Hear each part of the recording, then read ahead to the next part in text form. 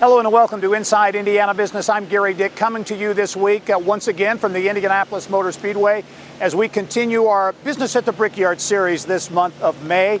A look at the economic impact of motorsports on the Indiana economy.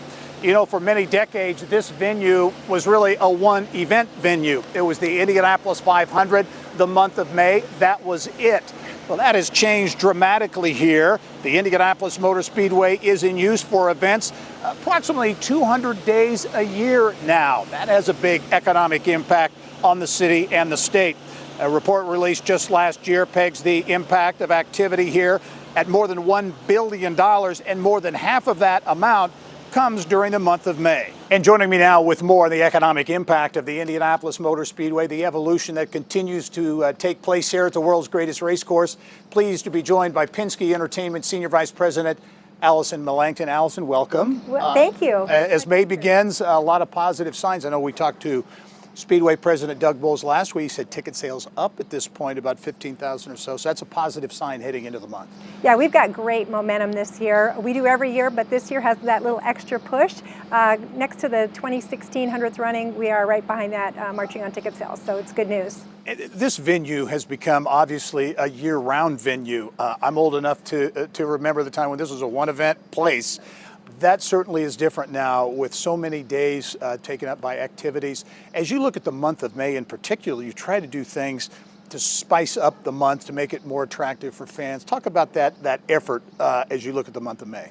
Yeah, and as we balance tradition versus innovation, we try to do some of the same things every year, but give them a little extra spice, a little extra innovation to make them interesting. This year we added the Fan Fests at 4 different locations around the state, which have been hugely popular, trying to connect fans directly to the Indy 500, make them understand the history, but also the excitement, and hoping that they're going to join us at least in one point during the month. You talk about balancing tradition with new things and breaking new ground, if you will.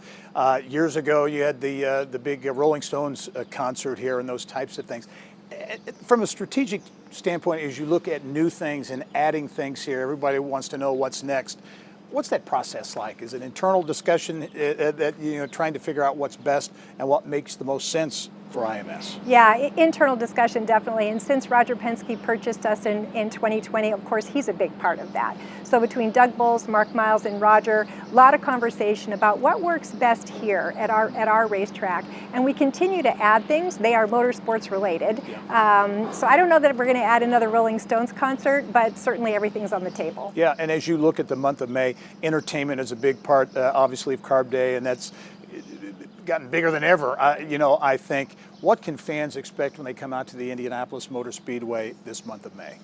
Well, first off, we continue to make facility improvements, and Roger's done an incredible job making all of the customer service areas upgraded better. So as customers come to us every year, they should be seeing new and different things.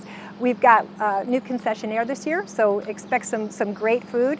We've got the naturalization ceremony, which is also this month, this is our 3rd year doing that. Well, we will bring 33 residents to citizenship, which is exciting for us.